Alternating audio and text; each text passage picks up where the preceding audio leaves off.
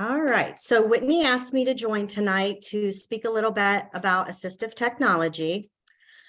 First of all, what is assistive technology? It can be any device that helps a person in their health and safety, or creating more independence at home, in the community, and at work. When we talk about assistive technology, one of the things is, how do I know what's out there? How do I know what's going to be helpful or where to get it? So what we try to do is first look at what your abilities are, and we ask what you can do independently, what do you like to do, and then what type of supports do you need with that. We look at communication. If you're shy, maybe unable to communicate verbally, or you need support with prompts.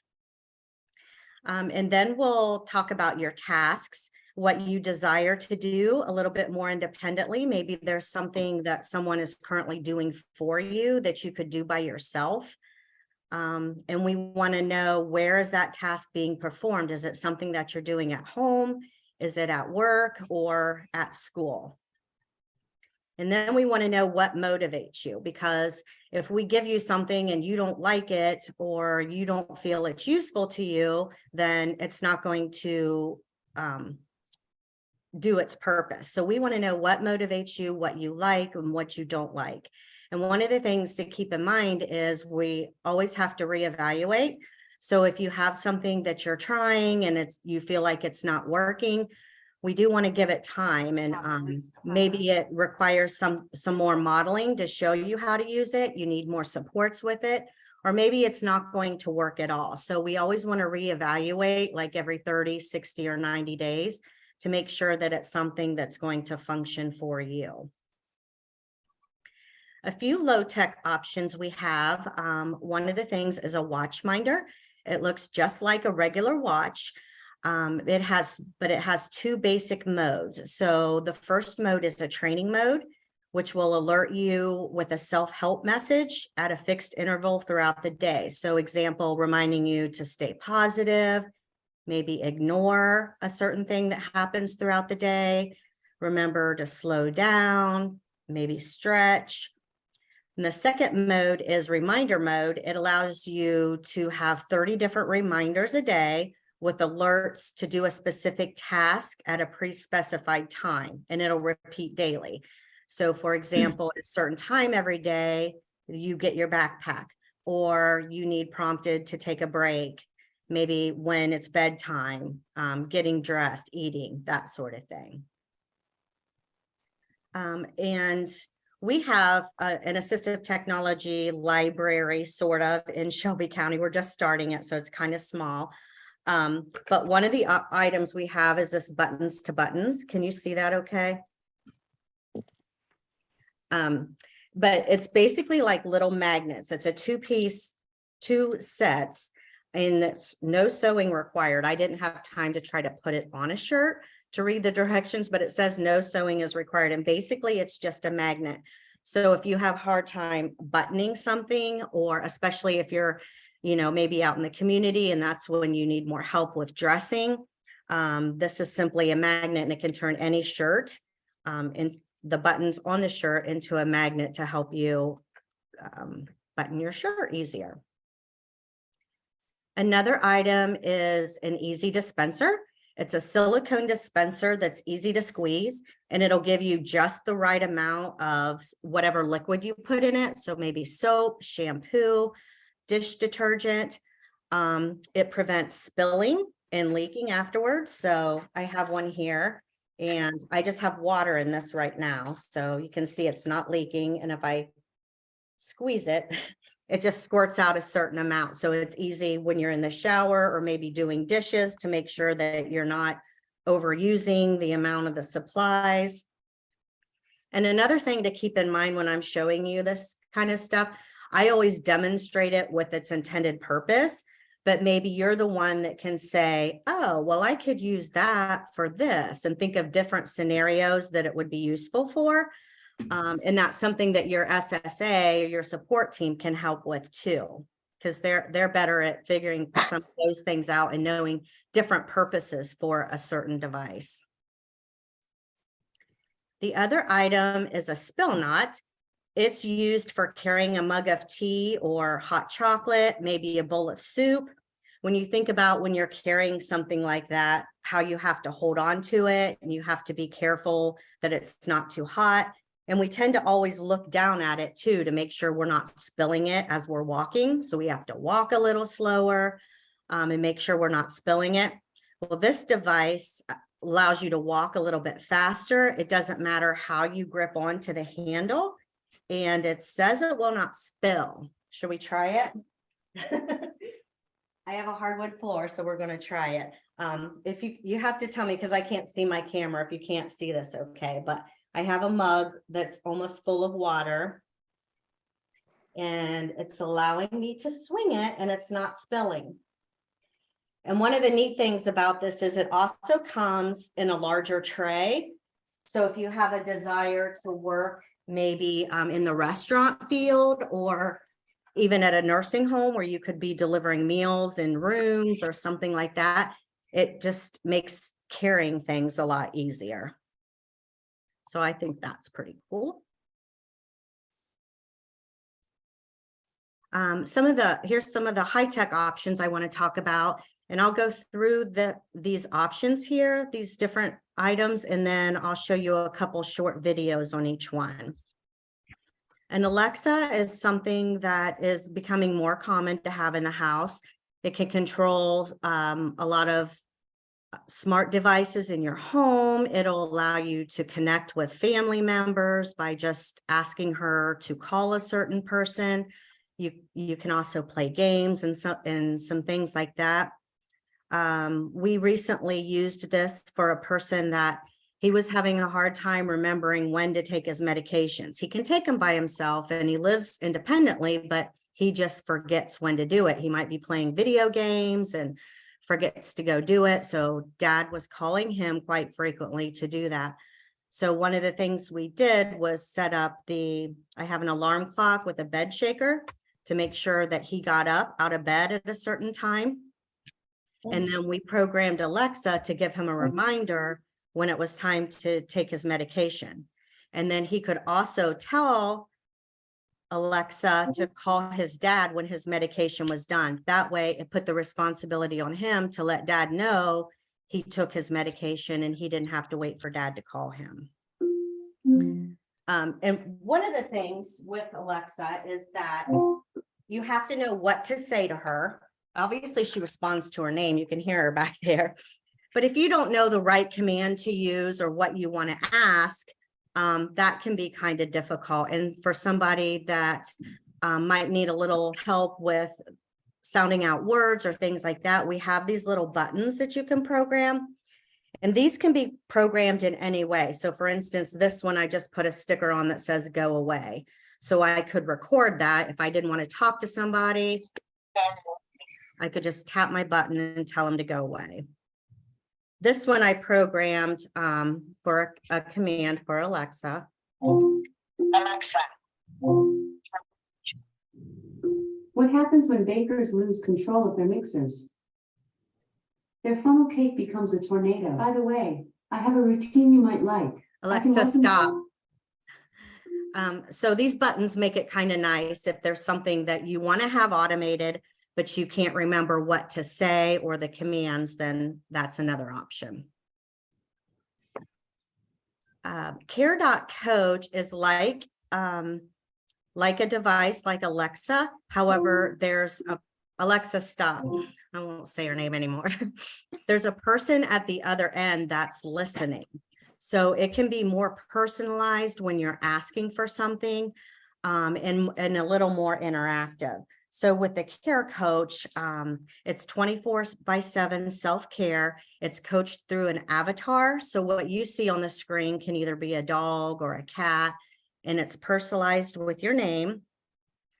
So you see the same avatar every day. It's in the same voice, so that can be helpful. And you can get information, news, you can play interactive games and that sort of thing. So I have the device here. The only caveat with it is that sometimes it takes a while to wake up. and communicate back and forth, because there is a person on the other end doing the searching and stuff. They are able to show more empathy and compassion, and it's more like a conversation other than using a smart device. But you do have to have patience with the interaction. So I'll go ahead and tap on them to wake them up, and we'll see if it wakes up, and I can show you that.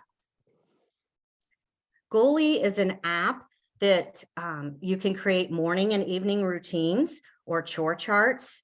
If you go to another home, say, you know, if mom's home tonight and then dad's home tomorrow, or you're going to a grandparent's house, you can take the device with you and you have the same routine and the consistency of doing the same thing at the same time, no matter where you are.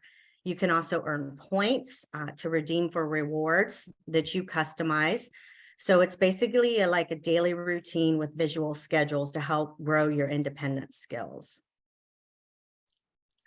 And My Guide is another application program that was developed by a lady whose son has autism and was nonverbal. And they developed this app, and they've created user-directed and responsive multimedia functioning guides that help support through social interactions, processes, and activities. And it can be customized to how the individual responds to certain things. So say I tell you how to wash dishes, but you might wash dishes differently than I wash dishes. So we want to know how you wash the dishes, and we can create a video of you doing the dishes with the steps in the order that you like to do them, but still gives you that reminder to complete the tasks independently. And then iMovie is something I'm more I familiar. am waking up now. Just one moment, please. Okay. Howdy, Melissa. Howdy. What's your name?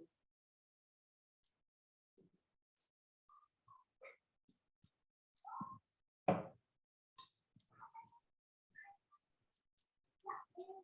name is Buddy. Buddy, can you send me a flower?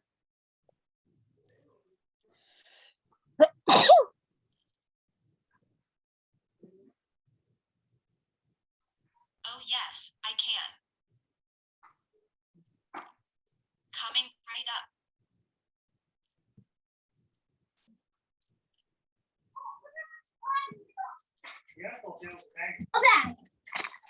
$3. That's all you got. For you. Thank you, buddy. You can go to sleep now. No, So- I'm That was the care coach. okay. So it's more of like It's not- it can be like a companion as well. So iMovie, like I said, I'm more familiar with iOS, but I was recently at a seminar where the lady was talking about using iMovie to create video stories of yourself. So if you're going to be joining a self-advocacy group or maybe some other groups, you could learn to take videos of yourself and then share that story with your friends or maybe your teachers if you have a new teacher and you want to be able to explain what you like, what you don't like. It can be really nice to have that preparation time ahead of time to put the things in the video that you want to share with other people, and then you always have it. So when somebody new comes into your life, you can just share that video with them versus telling your story multiple times. And then once you master that, you could also consider doing that for a video resume. So when you start looking for jobs and talking with different employers, again, you can prepare yourself ahead of time. You can practice your interview skills. And if you don't always know what to say, you can include pictures of things that you like to do to kind of tell a story about what your strengths are, and even include things like references and get some of your teachers and other people that can share your successes with them. So let me hop over here and just show you a couple of these things I talked about. So this is a goalie. We'll give you a quick video of that. So good mornings, and sometimes even everything in between. That's where goalie comes in. On my phone, I open the goalie care team app and go to routines. Here I can make reminders, checklists, or visual schedules for my kids. My son Jacob has a tough time with bedtime routines, so I made a custom schedule that shows him what to do step by step with pictures and video. Jacob needs consistency, so every night the bedtime routine starts automatically at 7 p.m. We have Jake's goalie app on goalie's dedicated tablet. There's no web browser, YouTube, or anything else to distract him when he's on it. When bedtime starts, goalie shows Jake exactly what to do. Jake and I had a lot of fun making our own videos. Yeah, buddy, get those bottom teeth good. I have goalie give him points that he can use to redeem rewards when he finishes a routine. We use goalie as a nightlight and a noise machine at bedtime to help Jake wind down, and during sleep, it's locked. I have the morning routine start at 8 a.m. to wake up Jake. Goalie is helping him stay on track, so I don't have to nag him all the time. Goalie also gives him the same routine no matter who he's with. We know he's getting the consistency he needs even when Grandpa's in charge. Eventually, Jacob's gonna need his own cell phone, so it's nice to know that goalie's an app too. Independence is my highest priority for my son. That's why I'm glad he's growing with goalie. And the next two are about my guide. Step 1, turn on the water.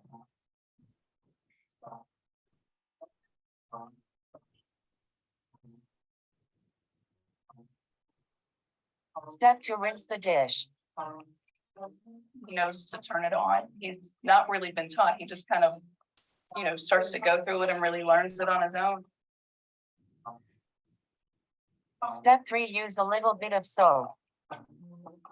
He goes through the task and the motions that he's supposed to. Brush teeth, get, the toothpaste, and it's something that I don't have to say 100 times. Step 4, scrub the inside of the dish. For some reason, when he's hearing it on my guide, it sinks in a little bit more. And he likes to be able to check things off. And so he goes through it a lot easier. It's just, it's a smoother day. Step 6, rinse the dish with water until all the soap bubbles are gone.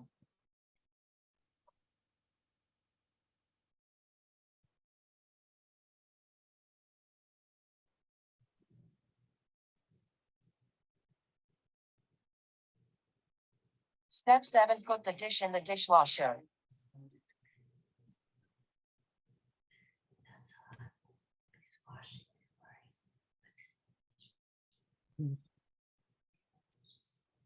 Counting coins today. I'm gonna go to my office and get some work done. Worth 5 cents. Okay. Dime is worth 10 cents. Quarter is worth 25 cents. Have 2 nickels and 1 dime. Together, how many cents do I have? 15 cents. 20 cents. 21 cents. 20 cents.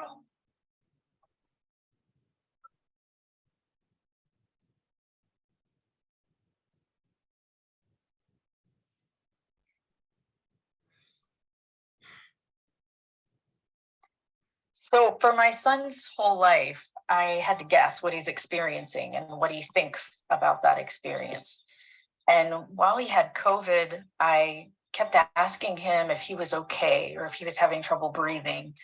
But he would either answer with yes, no matter what the question was, or he'd make a grunting sound or a whimpering kind of thing he does. And I didn't know if he was hungry or sad or in pain. So once I checked his pulse ox because he was smashing his face up against the screen in his window, in his bedroom window, and his pulse ox was only 91, and I was horrified. And his doctor said that he may have actually been silently suffering for who knows how long from asthma attacks, because he had no way of telling me. And maybe that's why he sometimes runs out of the house for no reason.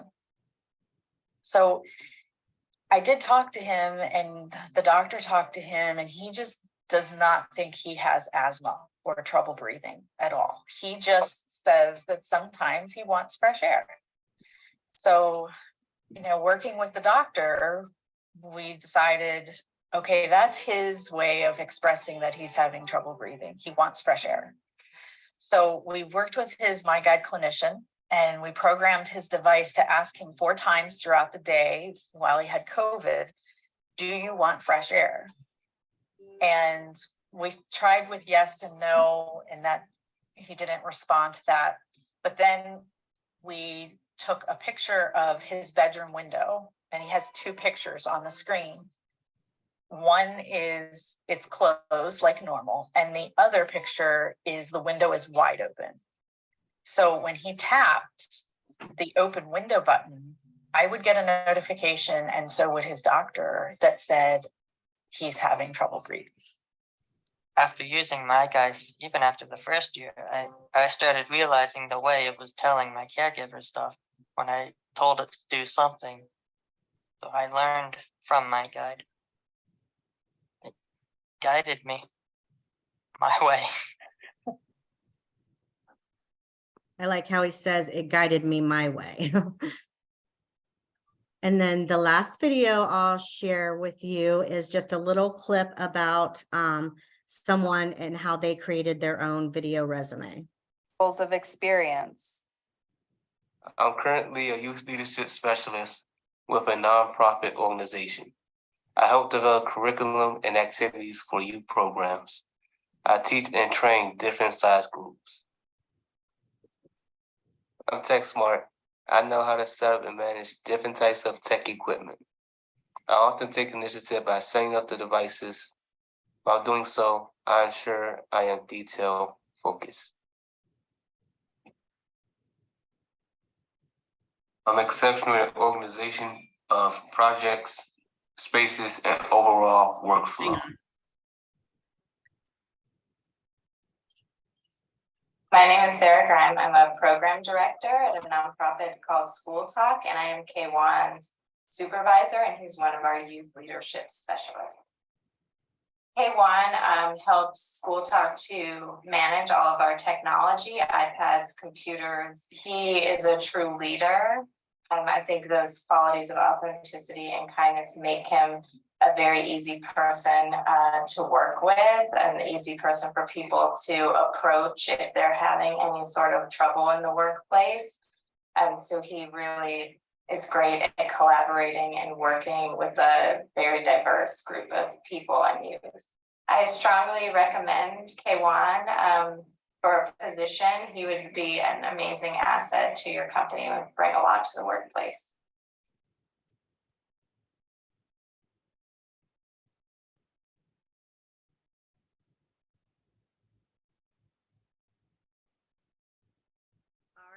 And the last thing I wanted to talk about is the color-coded chef. So for somebody that likes to cook or wants to learn how to cook, this is a nice program that comes with a color-coded kit that emphasizes communication, and it removes some of the barriers, the traditional barriers of cooking. It includes recipes and utensils to make great meals.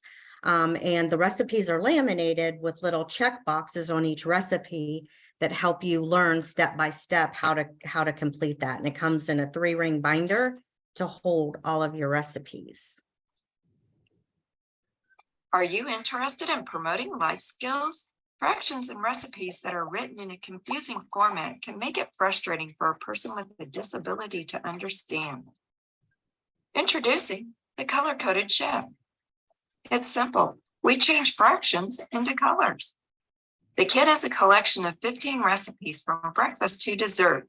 Step-by-step instructions and simple illustrations make the recipe easy to follow and understand. The kit comes with color-coordinated measuring cups and spoons to make the cooking efficient and enjoyable.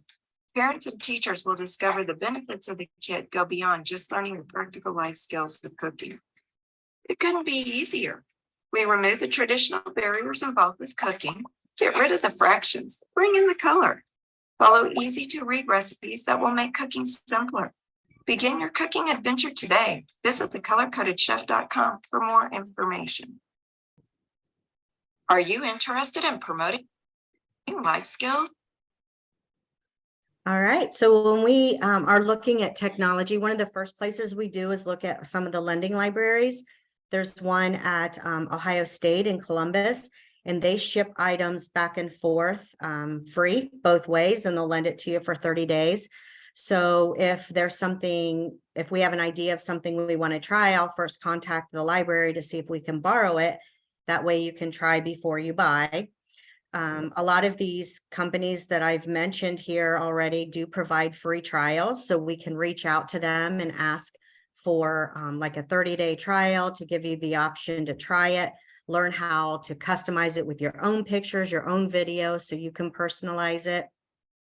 And then when you're looking at purchasing, talk to your SSA at the county board. They can connect you with local resources like the Kiwanis and Rotary often have grants, local funds or waiver dollars, and then insurance too. Some of these companies have ways that they can contact your doctor and just word it in the right way that it needs to be worded so that it could possibly be covered by insurance. So that's one of the other options. Does anybody have any questions? Good. Any questions? Okay. No? Oh, thank you. That's a lot of neat things out there. I love that color-coded chef. I need it. No, me too. Melissa, I do have a question about the color-coded chef. How would somebody access that?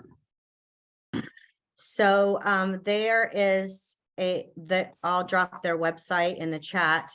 Okay. And there are kits available on their website. So the basic kit is $149, and it comes with, I believe, 15 recipes and the cutting board, in the measuring cups. And then they also have like a special two-handed oven mitt, and then they have additional recipe packs as well. Great. So I will drop their website in there. Thank you. Thanks. You're welcome. And if you ever want to try something that we do have, like I said, I have the alarm clock, the buttons, and iPad with various apps that if you're interested in an app that you want to try, we can always download it and give you an iPad to borrow to see if it's effective. So just let your SSA know, and we can always get in contact and see what we can hook up for you. We'll talk about it. See if you think. Great. Well, thank you. You're welcome. All right, so we're going to move on. So Andrew, I will be sharing for you. So let me just get this up here real quick. And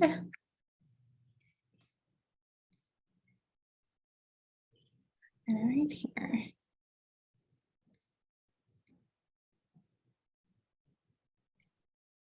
Okay, so let me come back and share my screen.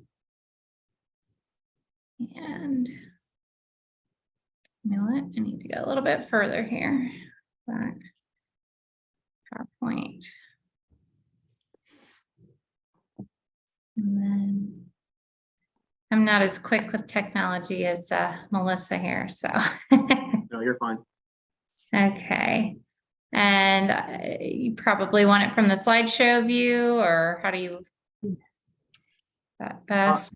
If you can do the like normal, like full slide view, that'd be great. If not, it's no big deal either way. Let's see what we got here. I'm guessing this one from beginning. Here, how does that look? Can everybody see that okay? Looks good to me, yeah. Good, okay. All right, well, Andrew, you're up. Awesome. So like I said earlier, I'm a vocational rehabilitation counselor with opportunities for Ohioans with disabilities. I know on the screen in front of you, it's going to talk about students, and for our discussion today, that's going to be the biggest thing. But I did want to point out that we do work with individuals as young as 14 all the way up until adulthood, into like 40s and 50s and 60s. My caseload again is primarily transition age youth, but we do have counselors that work with younger individuals and older individuals as well. So I just kind of wanted to throw that out there, but you're good to go ahead, Whitney.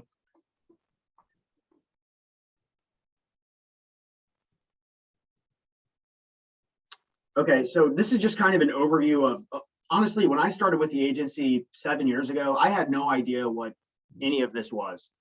And just from me, when I came into it as a new person to this whole thing, like it kind of made me understand how confusing some of this can be for families and parents and schools. So this is just kind of a picture of what Ohio's vocational rehabilitation program looks like. So if you see RSA there, that's kind of our federal governing body. So we report to them. We have to adhere to all their requirements and that kind of thing. And then below that, you see OOD, which is the agency that I work for. And then below that, even more, you see 3 other little boxes there. So BSVI focuses on individuals with visual impairments. Over on the right there, DDD focuses on helping to determine whether or not individuals are eligible for like Social Security benefits and that kind of thing. And then in the middle there, you see BVR. That's the specific agency that I work with. You see the word vocational in there. Everything that we do is aimed at helping individuals with employment. So.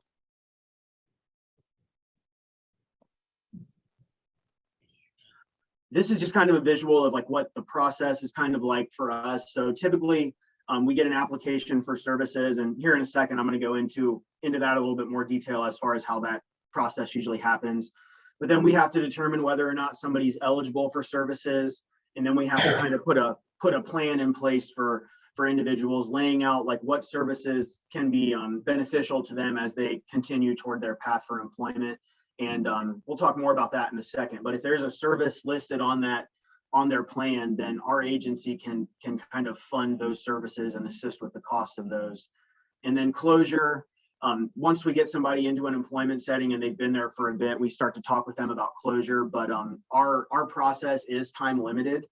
So if you're found eligible for services, you'd kind of meet with myself or your counselor to get an idea for, where are you now and where are you looking to go. But it's definitely a time limited thing, and I'll talk more about that here in a second too. You're good to go ahead, Whitney. So VRC, that's the acronym for who I am, what I do. This just kind of gives an overview of sort of like what our job is. So we have to determine if somebody is eligible for services. I'll get into that here in a bit too. And then we kind of have to help them with identifying their barriers, their limitations, that kind of thing. And for me, working with the younger ones, like sometimes I've found that some of the people that I meet with like struggle with even identifying their limitations, or maybe they're even ashamed to like admit it, that kind of thing. But I have no problem telling the kids and the families that I meet with that, everybody's got stuff that they deal with. Everybody's got stuff they struggle with. When I was in school, I was not very good with math. So for me to have pursued something like accounting or finance, that would have been just a terrible decision. So we kind of work with the families, work with the schools, and of course the individuals to kind of figure out what's a good fit, what's not a good fit, and how are you going to kind of get there. And then we create a plan for employment. It's called the IPE. I know how confusing this gets. Every with schools, with students being on IEPs, ours is called an IPE. We just call it a plan. I'll talk more about that in a second. I swear we're not trying to confuse you with that, but that's just how these acronyms go from time to time. And then again, down there at the bottom, we've got all kinds of policies, procedures, and stuff like that that I won't bore you with at this time. So a transition student, I think everybody on here probably knows this, but it's just kind of like what we consider a transition case. So somebody who's between the ages of 14 and not yet 22, and they're still in school. So usually that's somebody that's on an IEP through the school. We have worked with students that are on 504 plans as well. But on just speaking of my caseload specifically, I think right now I have close to 90 students on my caseload across about 7 or 8 counties. But when I say I have a wide range of individuals that I work with, I mean that. Like I've got a lot of students on my caseload who do have autism spectrum disorder, somewhere on the autism spectrum, individuals with Down syndrome, mental health conditions. I've got some students who just struggle with maybe reading or writing. But we have to kind of look at their condition and see how is that going to impact their ability to find a job. So if somebody has, dyslexia and they struggle with reading, when it comes time for them to read through job applications and fill out applications and go through all that stuff, they might need somebody there to kind of help them with that because of the nature of their disability. So you're good to go ahead, Whitney. This is just a fancy definition of what transition services are, but the biggest thing with this is like we work closely with I mean, everybody, schools, parents, county boards, if there's somebody involved with that, mental health agencies, but it's a very, very coordinated kind of set of things that we put together. But there's always a lot of, that's one thing I like about working with the younger ones. There's always kind of a lot of people sitting at the table when we come to meetings. And I personally love working with the schools, the county boards, the intervention specialists, all those people, but that's just kind of a fancy definition of what transition services are to, at least in our eyes. So we kind of look at, again, we look at employment, we look at independent living, like what is your goal after high school? Are you going to live with your family for a while? Do you want to get an apartment with somebody else? Do you want to get your own house? And, if you're going to want to live on your own and get an apartment, are you going to have a job with enough hours and enough, money to kind of, to help to make that feasible, to live and pay the bills and that kind of stuff. But really the biggest thing that we look at is that last one there, competitive integrated employment. And really what that means is we are looking to get somebody into a position where they are working with individuals who don't, it's not just like a sheltered workshop type of a setting. Like we want somebody to work in an integrated setting with individuals without disabilities, some individuals with disabilities, and then they have to be that the competitive part of that means they have to be getting paid at least minimum wage. So that's kind of what we're looking for when it comes to employment. Application process. So we get referrals from literally like anybody and everybody. We get referrals from schools, teachers, intervention specialists, special ed coordinators. We work closely with every school in the state of Ohio has a liaison from OOD. So like I know St. Mary's, Shawnee, I know that's obviously Allen County, but those are just two of my schools, and then TriStar, Apollo. So like every school in the state should have somebody in our agency that they can come to if they say, hey, we've got this family that's interested, or I've got this application for you. And then they should be able to get that to us. And then we get a lot of referrals from county boards, that kind of thing. My supervisor has always said, like, we will take a referral any way possible, even if it's like writing a name and contact number down on like a napkin.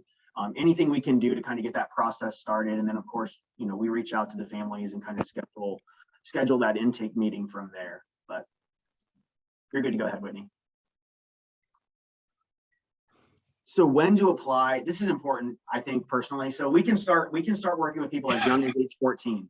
And for me, and I know my colleagues would say the same, we would much rather get a referral and start working with somebody who's age 14. We would much rather have that happen than not get them until a week before they graduate high school.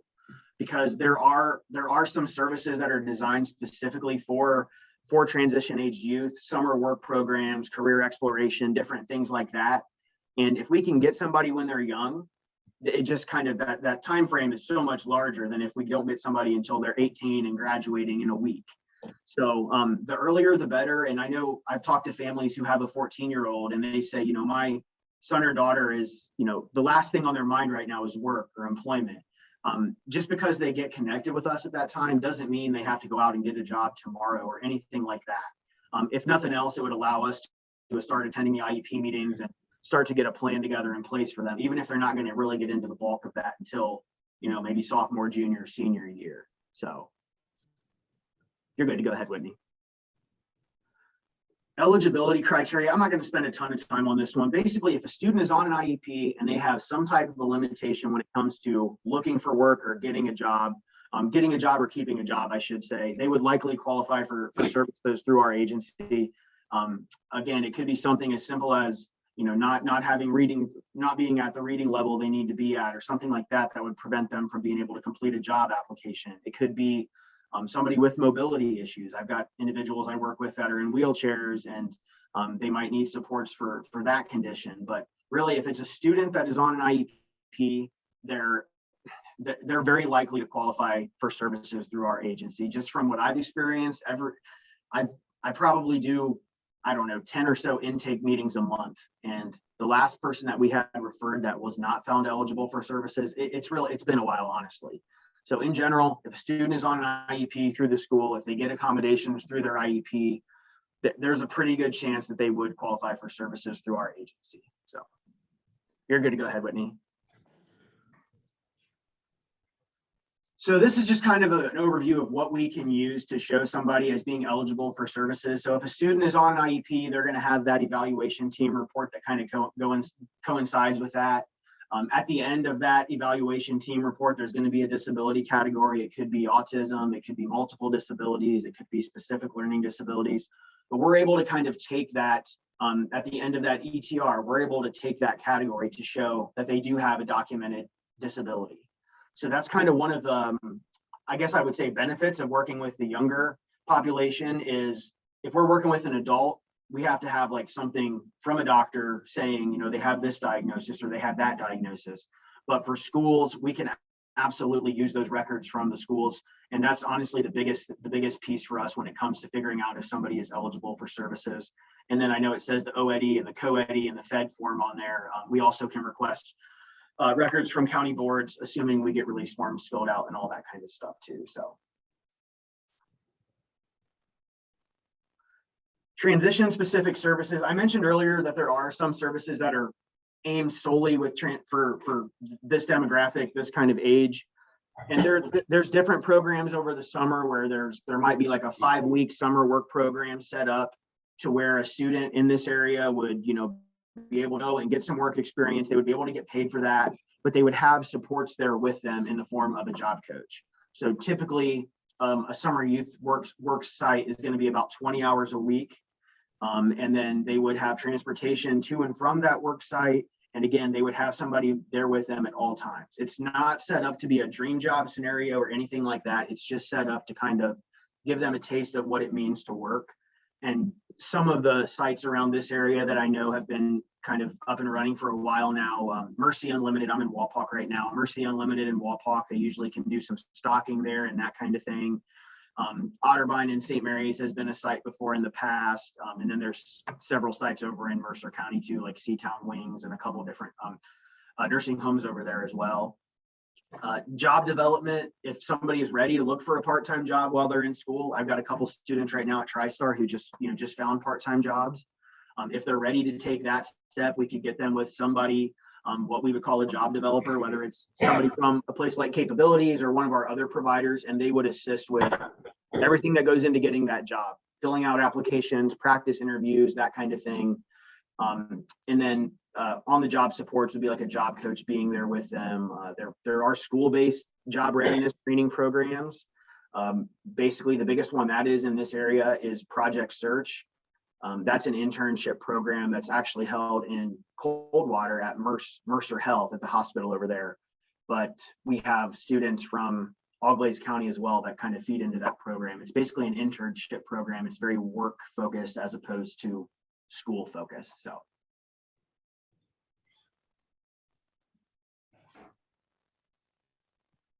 Developmental activities. This is just kind of stuff that can help really anybody who's maybe younger and not ready to look for a job yet. If we've been able to get students with one of our providers to do job shadowing, that kind of thing. I can't even tell you how many students I've worked with who have said they want to work with animals. And usually the reason for that is they have a dog or a cat at home that they love playing with. And then, you kind of tell them, do you know what actually happens at a veterinary office or at a doggy daycare facility or something like that? And they might say no. And, we could get them with one of our providers and do some job shadowing or some career exploration and go and actually see what happens at a place like that. Because there's a big difference between, loving your family pet and then caring for somebody else's pets at a vet or at a boarding facility. So career exploration, job shadowing, those are just some of the things that we can get our students get our students involved with if they have an active case with us. So you're good, Whitney. Pre-employment transition services. That's a very fancy term. We just kind of abbreviate that to pre-et services. So these are usually aimed at students who are a little younger, like maybe that 14, 15, 16 age. And it's really just like the very starting point of this whole process. Like, do they want to start looking at Ohio Means Jobs or completing some interest inventories, that kind of thing, to kind of just learn a little bit about themselves before they really get into working or job tryouts or summer work programs or that kind of thing. The kind of the neat thing about those are any student that is on an IEP can be referred to us for those specific services. So if we've got, I know right now at Apollo Career Center in Lima, there's probably like 40 students there that are on IEPs that have been referred to us just to kind of start this process of doing some of these pre-ed services. And you can go to the next slide, Whitney. I think we kind of break down some of them. So these are just what those pre-eds categories are. So again, this is just like meeting with somebody from a place like Capabilities or one of our providers to start exploring different things. Like some of it's done virtually, some of it might be done in person. One of the biggest ones on here that a lot of people don't really think about is that self-advocacy one, like being able to know your rights, be able to stand up for yourself. I've got a lot of parents that I work with whose biggest fear is their son or daughter like being taken advantage of in some way. So I feel like that's one that really helps in that regard. But these are available all across the state for any students that are on IEPs, but they tend to focus more on the younger demographic who's not ready to be working yet or enter the workforce yet, that kind of thing. So what is potentially eligible? I pretty much touched on this earlier. If you're a student age 14 to 21, or you're on an IEP or a 504 plan through the school, you would fall into that category as a potentially eligible individual. So again, anybody who meets those criteria right there would really, in theory, be able to start those pre-ed services at any time, really.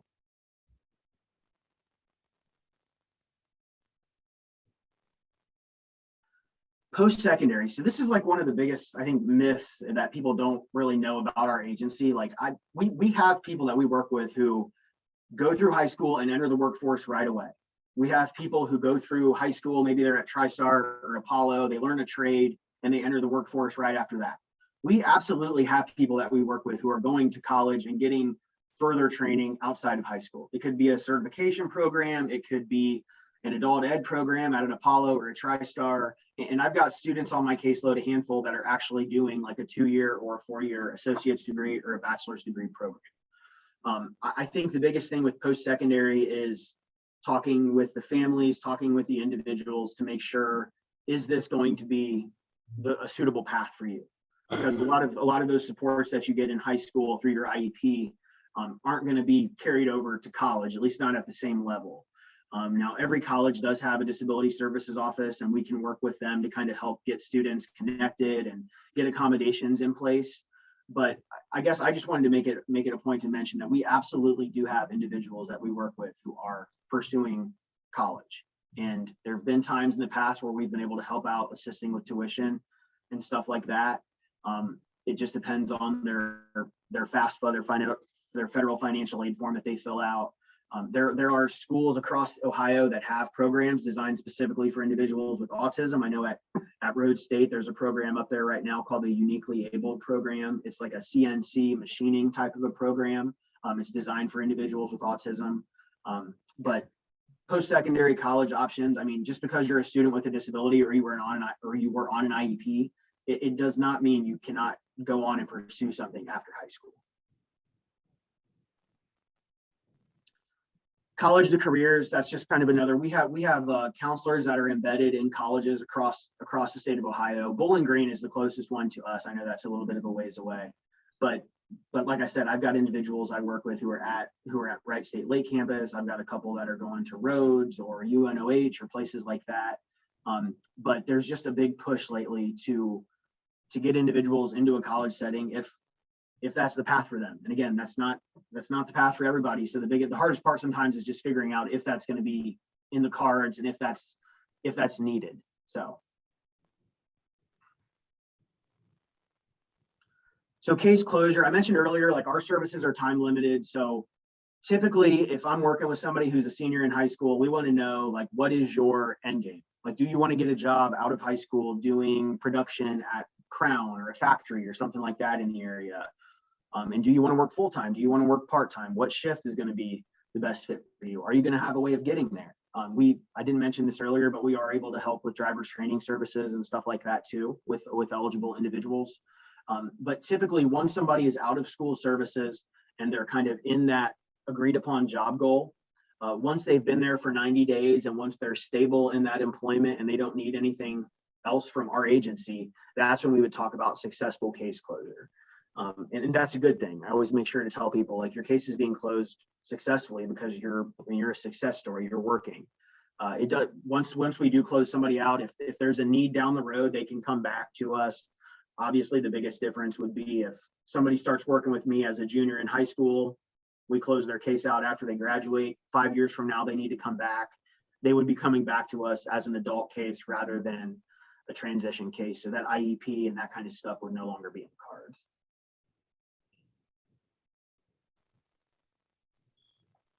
This is just kind of a screenshot of our website.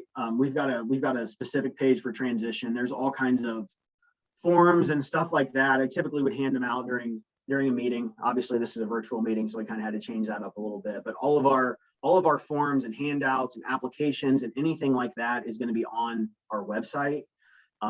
But in general, if you're a student or if you know a student or an adult who is interested in getting connected for services, it's just as simple as contacting. I'm going to have my contact info at the end here, but for most of my people I work with, the schools and the county boards, their SSAs really play a big part in kind of helping to make that connection with us. And Andrew, I do have those attachments you sent me, and I think those were some of the forms you're talking about, if that's correct. And I can always send those out in an email afterwards too. Okay, awesome.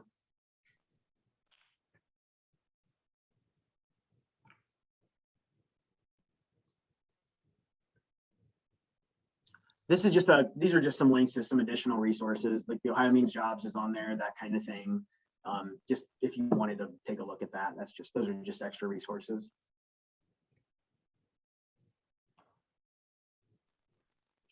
Like I said, we love acronyms, so those are just some of the acronyms that you constantly see with us. Like I told you, I've been doing this for seven plus years now, and I still struggle with some of these. So if you're not an expert on these and you never become an expert on these, we can relate. So,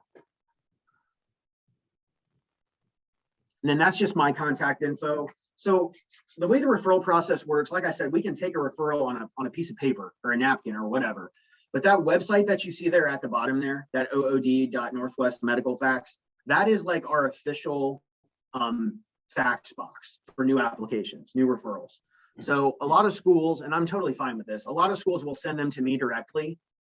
And literally what I do is I then forward them to that inbox that's down there on the bottom. I know like the preferred method for a new referral is to actually send it to that medical fax, just in case. I was actually just out for 2 weeks on my honeymoon. So if somebody would have sent it to me during that time, there would have been a bit of a lag to kind of get them connected, because I wouldn't have been able to forward it on to that bottom one. But that's kind of our official inbox for new referrals.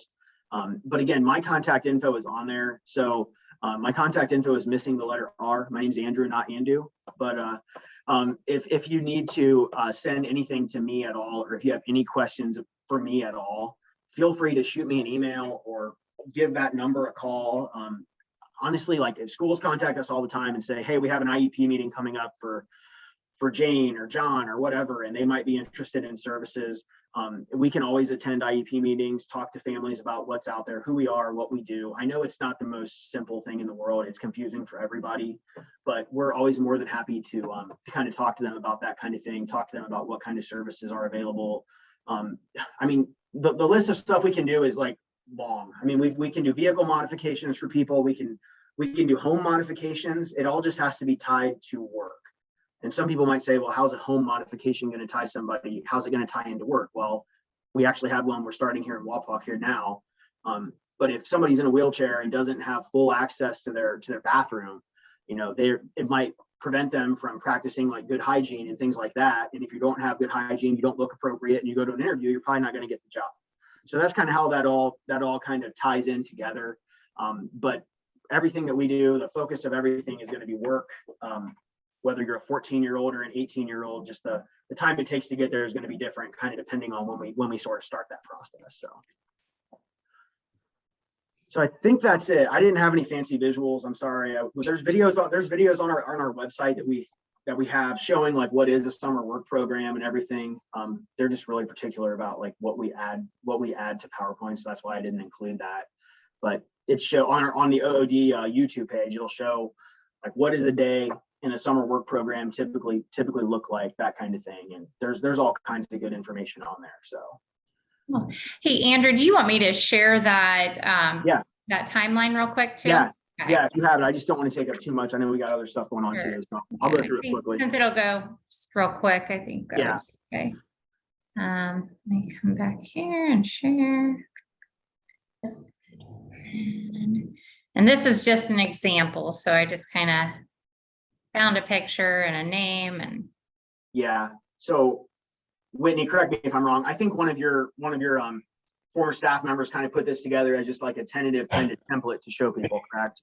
Yes, yes. So, and I know you kind of worked with her on a specific case. So this is kind of a similar look at how your SSA working with your OOD counselor can kind of develop a timeline of here's where we're starting and this is where we want to get to at this point in time. So you see the start date might be January 5th and in 9 months, this is where we want to be, or this is what we're going to be doing. So I don't know if you have any kind of more to share on that. I haven't used it yet, but I think it's a really great visual and will be helpful for anyone working with OOD to kind of start planning and to really be able to see what that's going to look like and kind of that timeline. Right. Yeah. We really look at like, what is the end goal? Like if you're graduating in June and, by the time you graduate, you want to line up a position in, I'll just use production because there's a lot of, factories and stuff like that around here. And you want to be working in production by like June or whatever. And then this is going to be kind of where we start. We start with getting you connected with the job developer, whether it's somebody from Capabilities or one of our other providers. And then basically that person is going to work with the individual to find job openings in that field. In this case, production being the example. And then, they will fill out applications, they'll do practice interviews, that kind of thing. And then if we get to like the 3rd month and they're still looking for something, we would have a kind of a quick meeting just to discuss, what kind of progress has been made. Have you had any interviews? Are you finding that there are opportunities out there in this field?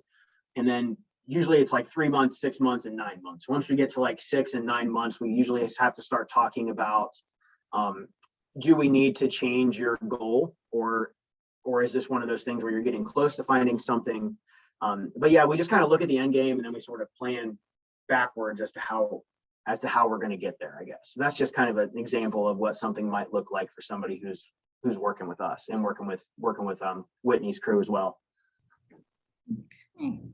All right. Well, thank you. Does anyone have any questions for Andrew?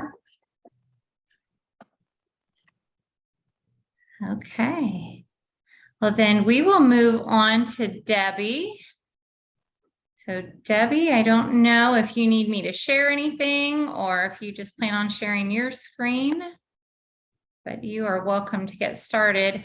I do plan on going through the chat box here, and I will try to send out a follow-up email with, I don't know how you feel, Andrew or Melissa, about sharing your PowerPoints, but I don't know if that might be helpful for some of the people on today to be able to kind of take a look back at some of that information. And as I mentioned, I can attach some of Andrew's forms that he had sent my way, and I knew Debi had sent me some as well, and I can always send those in the email to Debi. So, all right, but whenever I you're have ready. a PowerPoint. You do? Yeah, I have a PowerPoint if you share the screen or do whatever I need to do so you can see. Yeah. Did you send that to me? I did not. Okay. But I certainly can. Yeah, if you want to just email that to me real quick and then I'll share it. Oh, okay. Does that work? Or do you want to share whatever works better for you? Nope. Look, I can, let me see, get into my mail. I can attach it. PowerPoint. I guess I need to close it here, or else it's not going to let me share it with you.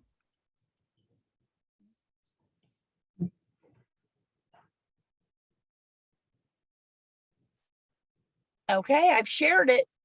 Okay, let me go into my email here and wait for it to come through.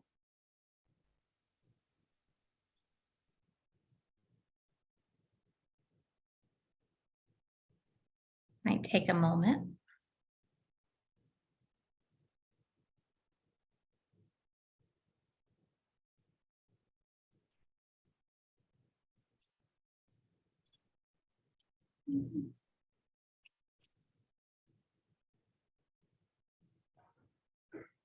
Emails typically have a little lag in them, so.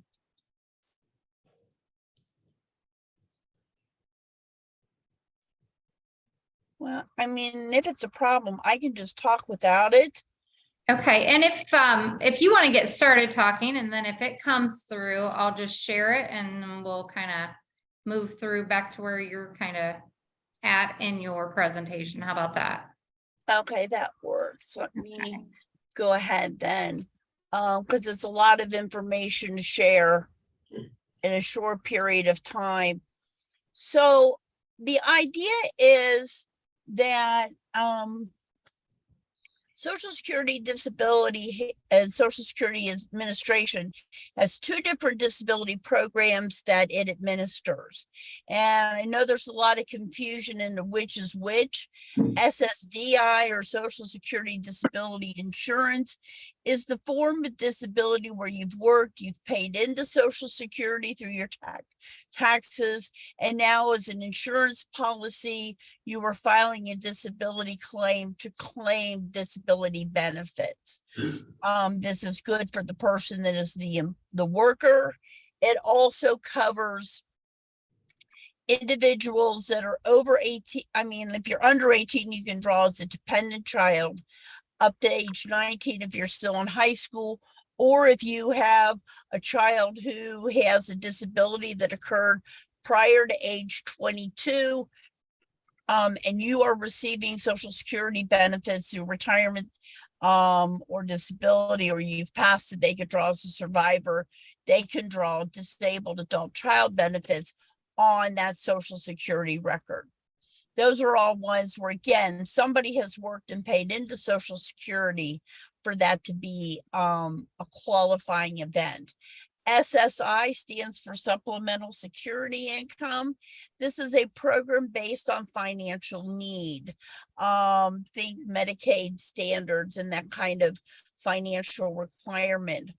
If they're under age 18, they can draw benefits as a disabled child. Their disability is compared to, or their cognitive functioning or their limitations are compared to that of a child of the equal age that does not have an impairment. However, mom and dad's income and assets are used in determining whether or not they meet that eligibility requirement. So a lot of times I find that you may have a child that has a fully qualifying disability, but mom and dad make too much money. When in doubt, you can call the Social Security's national number, which I'll provide toward the end, and that will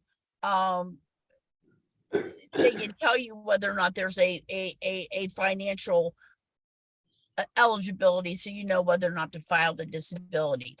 Over age 18, parents' income no longer counts. They just have to have a disability that would keep them from being able to work at a substantial level, unsupported for at least 12 months. Let's see. So to file an application for disability benefits, whether you're filing for Social Security disability or for SSI, it would be very helpful to make an appointment. The toll-free number is 1-800-772-1213. I'll be sharing these PowerPoint presentation with I'm sharing with her so she can send it out to you. But they will look at what office services your zip code, and they will get you an appointment with the local servicing office that would take care of you. Or you can go to Social Security's website, socialsecurity.gov, click on disability, click on apply, and fill in the blank. They have recently disseminated between the Social Security disability and the SSI disability, which is a good thing. Because that way, you're not having to file for two things, knowing that you're not qualifying for one. If your child is 18, never worked, never paid in, and there are no other benefits for them to get other than SSI. There's a disability report form that needs to be completed, whether you do it online or whether you do it as an appointment with the people at the Social Security office. I cannot stress enough to be prepared. A lot of people have a misguided thought that everybody's denied the first time around. That's not really true. What I really find is that the examiners at rehabilitation services that make our medical decisions in Columbus, that they didn't have enough information to make the right decision the first time around. When I help individuals file for disability, or whether I'm counseling them on how to prepare for an appointment that they have with Social Security, I tell them to write down the name, address, and telephone number of absolutely every single medical source they've had. So pediatricians, primary care doctors, speech therapists, language therapists, counselors, hospitals, what all testing that's been done.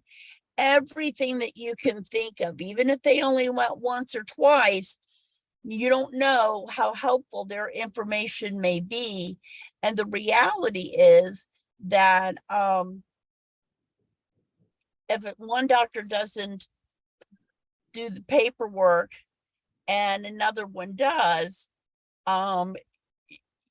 you just don't know which one is going to show up. I see you have the screens up, so go to the next one. Because that's the one I'm on right now. Thank you. School records. If they've had a special needs school or they've worked with OOD, maybe they're in Project Search or Project Life. Maybe they work with their local Claremont County, with Auglaize County or a different county for Help Me Grow or something else like that. Name, address, and phone number of all of those resources would be important.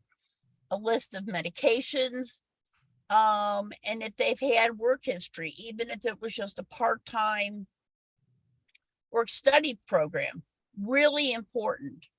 Notice at the bottom, I put complete remarks section. At the very end of filling out all of the information about disabilities,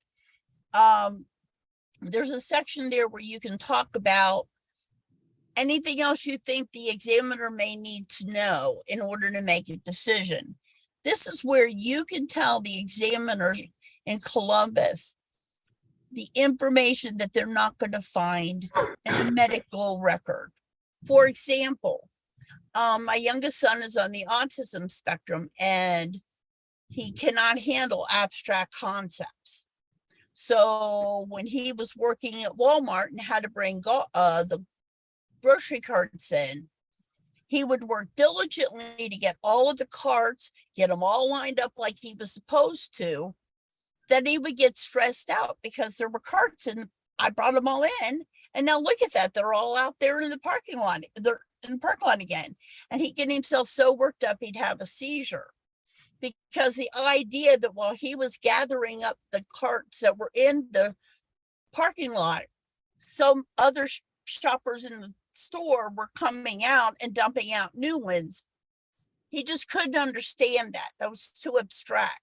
So they came up with a method where they put a piece of tape on the wall where they were lining up the carts and said, just make sure that they're always lined up to this level. And then you'll know you've filled them up enough. So your child may have a different disability, can't handle being around people, can't handle loud noises, can't follow 3-step instructions without being reminded.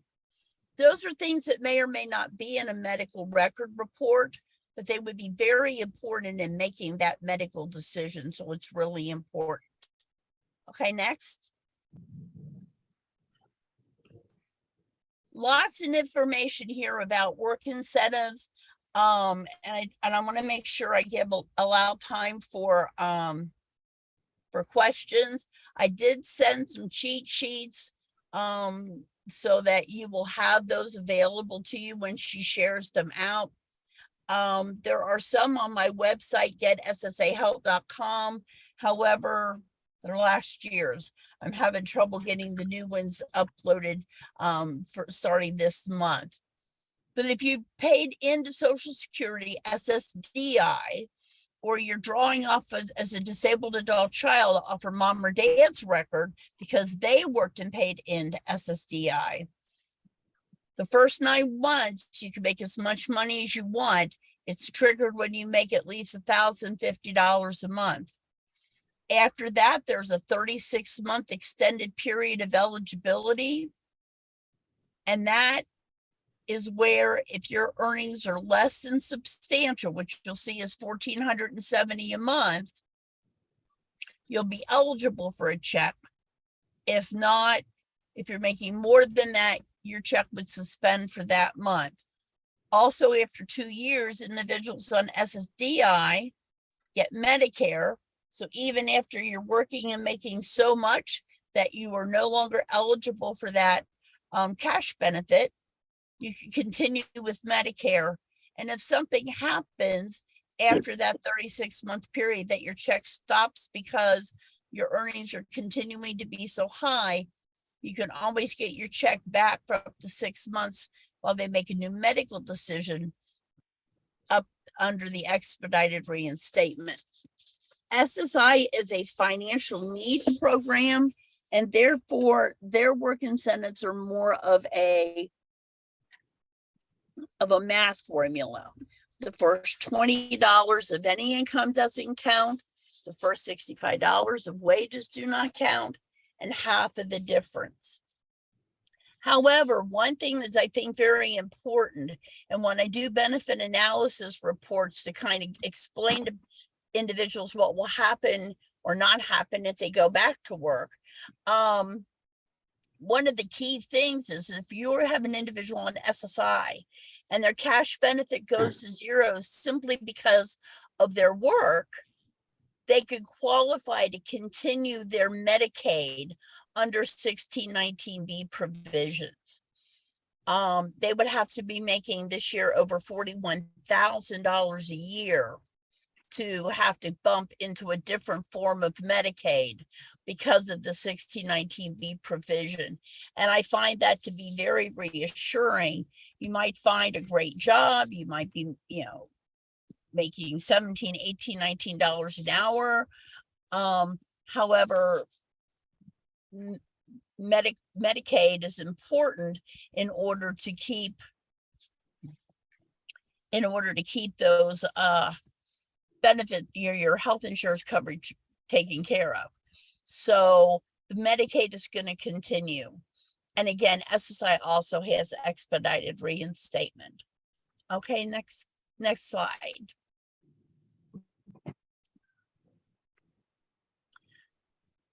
There are some allowances made in special situations on Social Security's disability side and on the SSI side. Impairment related work expenses. If you have to pay for a medication, a medical treatment, durable medical equipment, or something special related to your condition in order to try to work, that can be subtracted off. On the SSDI side, it's subtracted to see whether or not you are over that substantial limit. On the SSI side, it's used to deduct so that you don't, your SSI will not be reduced by as much because they want to allow for those impairment related work expenses. Social Security disability also has a subsidized work.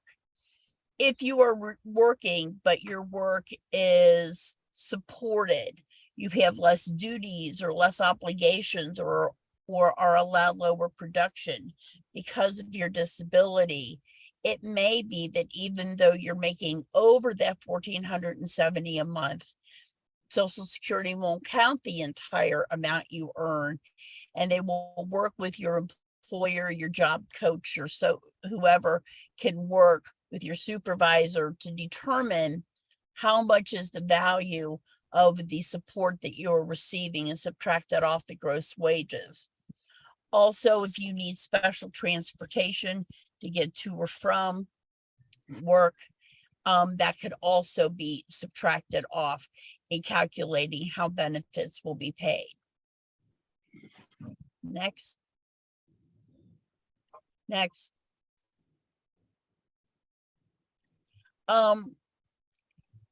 If an individual is considered statutorily blind, that $1,470 threshold for wages is higher. It's $2,460 a month. And for SSI, in addition to the regular impairment related work expenses, there are additional expenses that can be deducted.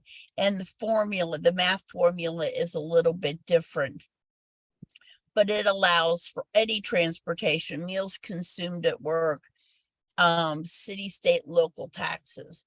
So again, the cheat sheets I've provided will give you some examples of how that works, but it's just very important to realize that if you're working with an individual that's stat blind, that there are certain additional provisions that may be able to be there to help them.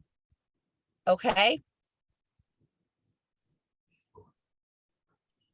My favorite work incentive for those that are on SSI is a student earned income exclusion. This is limited to individuals who are under the age of 22 that are regularly attending school. One of the cheat sheets I provided has listed on there what counts as regularly attending school. But if you're, you're through a high school, but you've deferred diploma and you're working through one of the vocational schools or Project Life or Project Search, those count. And you can have a job making up to $2,240 a month, up to $8,940 per year, and not have any of the SSI benefit impacted at all. So this is a really, really great work incentive for those that are in the transition period while they're trying to ascertain what they want to do after they leave the school system, to try out different jobs without having to really worry about the SSI check being reduced. And again, even with those earnings, the Medicaid is going to continue. Okay. Section 301, we don't have time to touch on this a lot, but if you have a child receiving SSI benefits, when they're turned 18, there's going to be an adult decision. And sometimes while they may have qualified as a child, the more stringent requirement as an adult may be more of a challenge for them to receive that disability benefit. However, if they have a case open with OOD, or they have an IEP that includes a specific career goal at the end when they pick up their diploma, there are ways to keep that check going until that time, even if they have found not to meet that medical decision, medical criteria. And that's what would be under Section 301. Okay.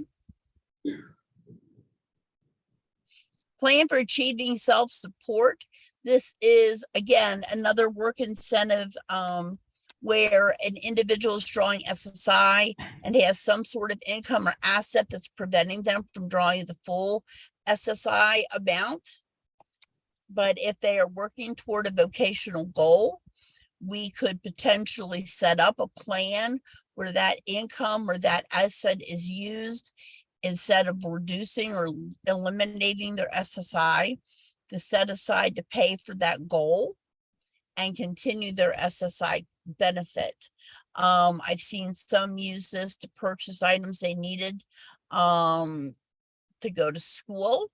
Maybe some things that OOD or the Pell Grant don't pay for, like bus tokens to get to and from school, or a laptop, or maybe a special piece of software.